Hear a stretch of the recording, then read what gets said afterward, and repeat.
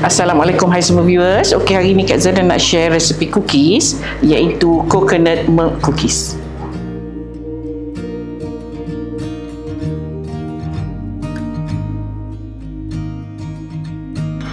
Mula sekali kita perlu pukul butter, gula icing dan vanila.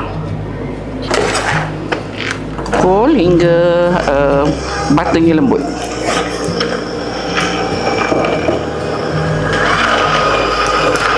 Masukkan susu.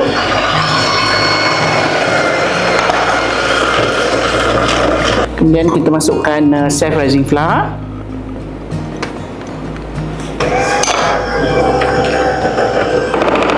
Masukkan tepung susu. Masukkan kelapa kering.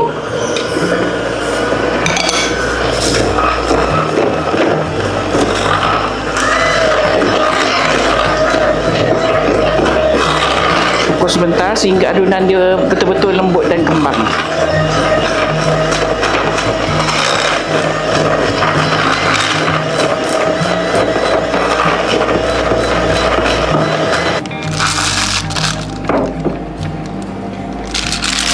Okey, kita masukkan adunan ke dalam piping bag. Okey, Kak Zada guna nozzle bintang yang agak besar bunganya. Kalau perempuan tak ada nozzle star ataupun nozzle bunga macam ni, boleh digantikan dengan nozzle bulat, kosong ataupun ikut cita rasa masing-masing. Ya, so Kak Zada guna nozzle ni. Okey.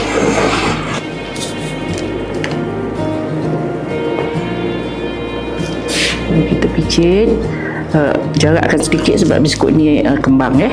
So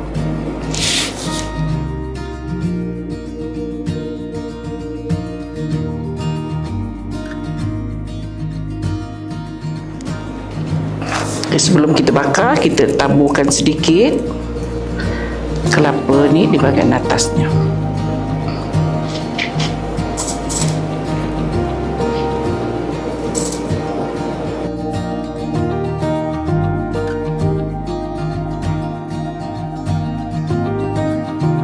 Okey, kita boleh bakar dalam oven pada suhu 160 degrees lebih kurang 20 minit.